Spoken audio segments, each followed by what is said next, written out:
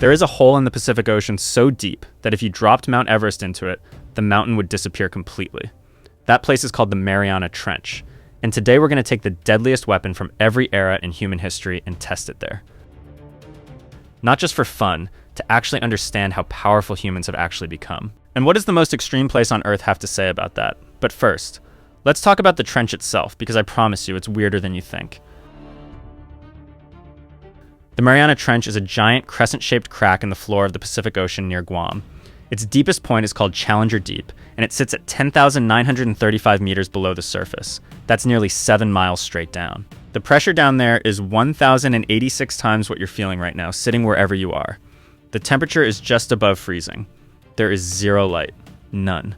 Not a single photon from the sun has ever reached that depth. And yet things live there. Actual living creatures. Which honestly feels like a personal attack on the concept of survival. This is our testing ground.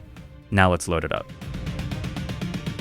The Stone Age. Back when humans were still figuring out the whole living indoors concept, your weapon options were not exactly impressive. You had rocks. That's pretty much it. But don't underestimate the rock. One good hit to the skull with a heavy stone, and that's it. Lights out, no second chances. Rocks were surprisingly effective at ending arguments permanently. And from a distance, you could throw them. Revolutionary stuff. Then, somewhere around 70,000 years ago, someone had a genuinely good idea. What if you took a sharp rock and put it on the end of a stick? Suddenly you had a spear. You could stab things from further away. You could throw it. You had range. You had reach. For its time, this was basically inventing the sniper rifle. The hand axe, though. That was the real icon of the Stone Age. A piece of flint chipped and shaped over hours into a sharp edge. Scientists have found them on every continent. Humans were making and using hand axes for over 1 million years. 1 million years. For context, that's longer than the entire history of modern humans. The hand axe was the most successful weapon design in the history of our species, and we used it longer than anything else we've ever made. So we drop it into the Mariana Trench. It hits the surface of the Pacific and immediately slows down because water is 800 times denser than air and it does not care about your momentum.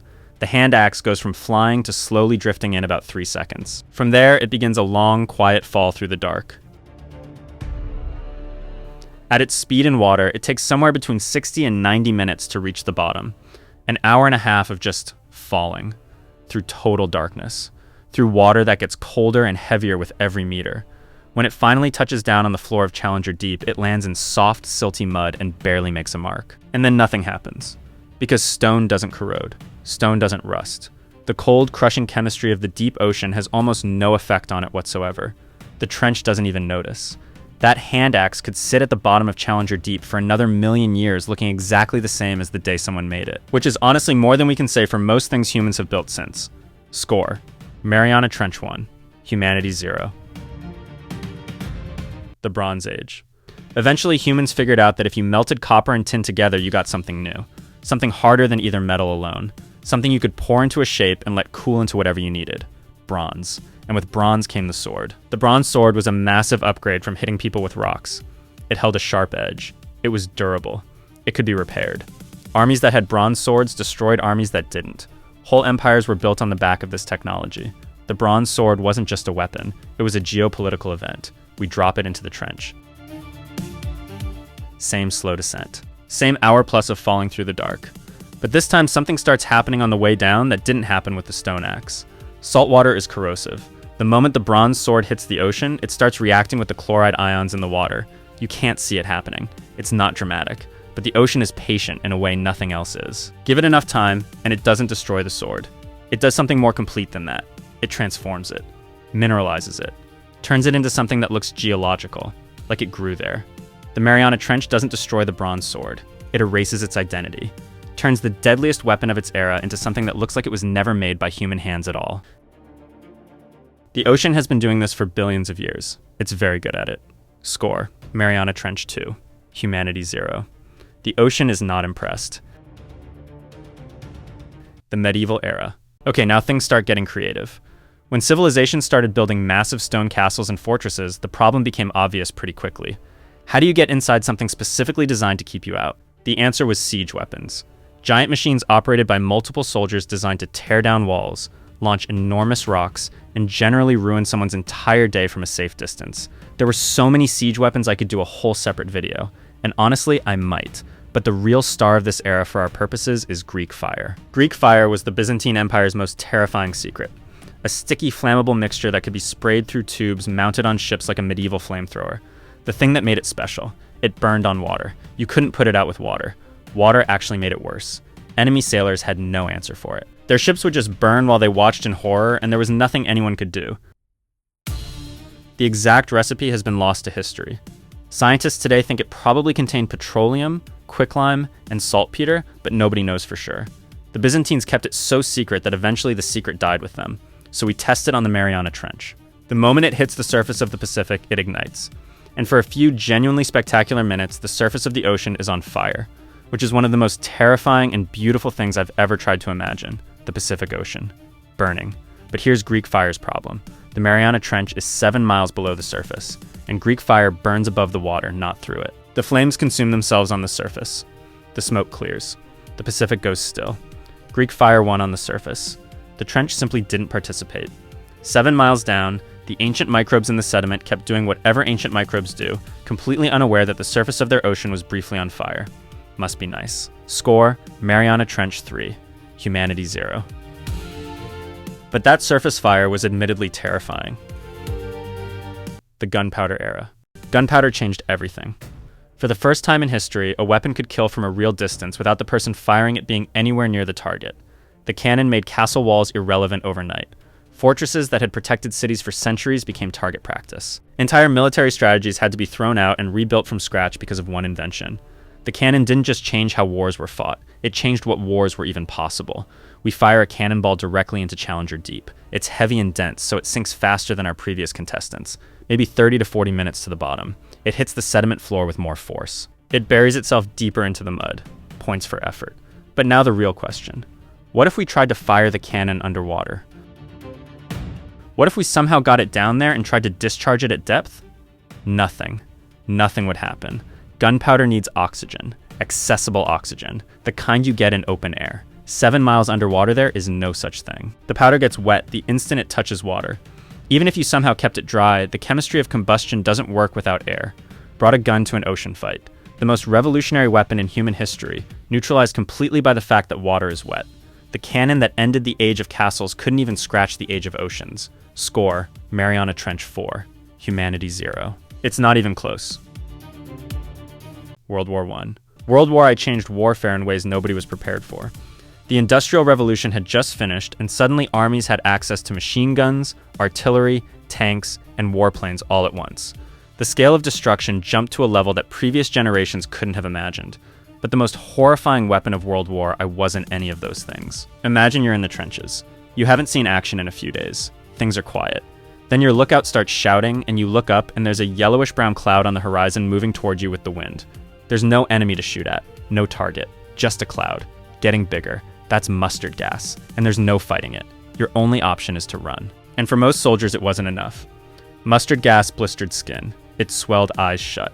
It made breathing feel like inhaling broken glass. Soldiers who survived the initial exposure could suffer for weeks. Swollen lungs, vomiting, blindness, before dying. It was so inhumane that international law eventually banned it, which is saying something in a war that killed 20 million people. But the weapon we're testing on the trench today isn't mustard gas. It's the naval depth charge, invented in 1916 specifically to hunt submarines underwater. A canister packed with TNT fitted with a pressure-triggered fuse set to go off at a specific depth. Ships dropped them from the stern, and they sank to wherever the enemy submarine was hiding and detonated. Simple, brutal, effective. And critically, designed to work underwater. We drop one into the Mariana Trench set to detonate at the bottom. It descends. The fuse triggers.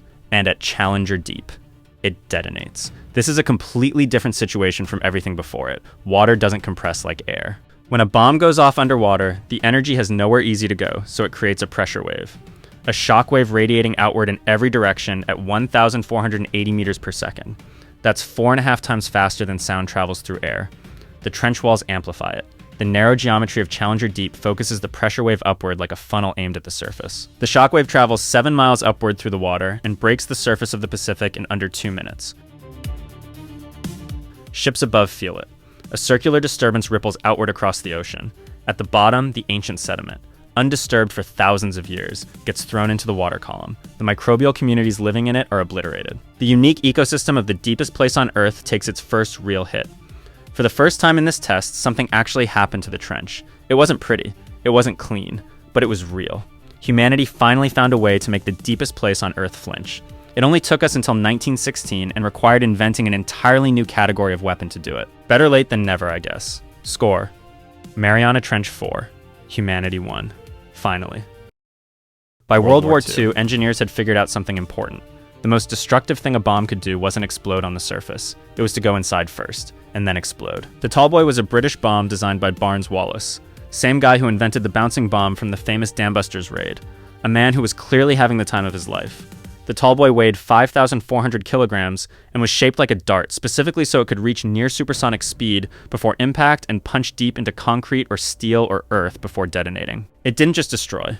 It sent a shockwave through the ground itself. A localized earthquake. They literally called it an earthquake bomb.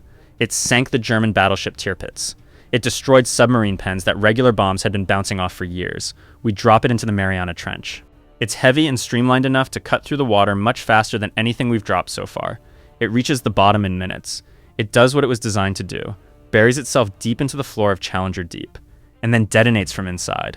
The shockwave this time doesn't just travel through water, it travels through rock, through the tectonic plate itself. And this is where the location matters enormously, because the Mariana Trench isn't just sitting on the ocean floor. It's sitting on one of the most geologically stressed boundaries on Earth. A subduction zone where the Pacific Plate is actively diving underneath the Mariana Plate. The forces at work here are almost incomprehensible. The Tallboy's underground detonation sends a shockwave through rock that's already under enormous strain. It triggers seismic activity. Not a major earthquake, not the kind that reshapes coastlines, but a tremor, a geological response. For the first time, a human weapon doesn't just damage the water or the sediment, it makes the planet underneath the trench shake. A human weapon just made the planet shake. Not a metaphor. An actual geological response from the Earth itself. The Tallboy was designed to destroy things that couldn't be destroyed. Turns out the Mariana Trench qualifies. Barely. But it qualifies. The score is closing, and things are about to get very uncomfortable. Score: Mariana Trench 4, humanity 2. And that second point came with an earthquake. The nuclear age. Take a breath. Because this last one is different from everything else on this list. In the final years of World War II, the Allies and the Axis powers were both racing to do the same thing. Use nuclear physics to build a bomb. The final bomb. A bomb so catastrophically destructive that whoever had it would win everything automatically because nobody could afford to fight back. The Americans got there first. On August 6, 1945, they dropped a nuclear bomb called Little Boy on the Japanese city of Hiroshima. Tens of thousands of people died instantly. Countless more died from radiation in the weeks and months after. The war ended less than a month later. And then something happened that nobody had quite planned for. Every major country on Earth looked at what a nuclear bomb could do and thought, we need one of those, and then we need a bigger one, and then a bigger one than that. The nuclear arms race began, and it went to some extraordinary places. Scientists discovered that nuclear fusion, the same process happening inside stars, released even more energy than fission, and so they built fusion bombs, hydrogen bombs, thermonuclear weapons. The yields kept climbing. Bigger, more destructive, more final. And then in 1961, the Soviet Union built the Tsar Bomba, 50 megatons, 50 million tons of TNT. 3,333 times more powerful than the bomb that ended World War II. The pilots who dropped it were given a 50% chance of surviving the mission. Not because anyone was going to shoot them down, but because the explosion they were creating was so large it might kill them too. When they tested it over a remote Arctic island, the mushroom cloud rose 67 kilometers into the atmosphere, 7 times the cruising altitude of a commercial airplane. The shockwaves circled the entire Earth 3 times. Windows shattered 900 kilometers away. The thermal pulse could have caused third-degree burns to people 100 kilometers from the blast. This is what we're dropping into the Mariana Trench. The moment it detonates at Challenger Deep, the physics of what happens shifts into a different category entirely. In open air, a nuclear explosion creates a fireball, a blast wave, and thermal radiation. Underwater, the fireball gets suppressed by the water. But that energy doesn't disappear. It converts almost entirely into a pressure wave. A shockwave of force so enormous, radiating outward from Challenger Deep in every direction at the speed of sound through water. The walls of the trench collapse. Not crack. Collapse. Millions of tons of rock and sediment cascade inward. The deepest point on Earth. A geological feature that has existed for 15 million years. Is physically reshaped in seconds by something a human being built in a laboratory. The shockwave radiates outward through the Pacific and reaches the surface in under 2 minutes. When it arrives, it doesn't just disturb the surface, it erupts through it. A massive column of water launches upward. It comes back down, and the displacement generates a wave that radiates outward across the Pacific Ocean in every direction. The seismic energy transmitted through the tectonic plate triggers earthquakes along fault lines thousands of kilometers away. Islands in the region experience ground movement. The subduction zone that spent 15 million years carving out the Mariana Trench shudders under the force of what humans built in the 1950s. Every living thing near the blast is gone. The snailfish, the amphipods, the ancient microbes that had been sitting undisturbed in that sediment for millions of years, evolving in total isolation. Gone. And the radioactive contamination enters the Pacific Current system and within years reaches every ocean on Earth. For the first time in this test, a weapon doesn't just affect the trench, it affects the whole planet. Final score, Mariana Trench 4, Humanity 3. The trench still wins on points. But here's the thing about that. The hand axe took 1 million years to evolve into the bronze sword. The bronze sword took another few thousand to become the cannon. The cannon took a few hundred to become the depth charge. And it took us less than 50 years to go from the depth charge to the Tsar Bomba. We are accelerating. The trench is not. So what did we just learn? For most of human history, the Mariana Trench would have laughed at us. Rocks, bronze swords, cannons. It absorbed them all without noticing. 7 miles of ocean and crushing pressure is one of the most effective neutralizers of force that nature ever produced. Greek fire couldn't get past the surface. Gunpowder couldn't fire without air. For thousands of years, our deadliest weapons were nothing to the deep ocean, but we kept going. We figured out how to make weapons that worked underwater. We figured out how to make weapons that worked through the ground. We figured out how to split the atom and then how to fuse it. And eventually we built something so powerful that even the Mariana Trench, a place that survived the asteroid that killed the dinosaurs, took real damage. The Tsar Bomba was built in 1961. That's 65 years ago.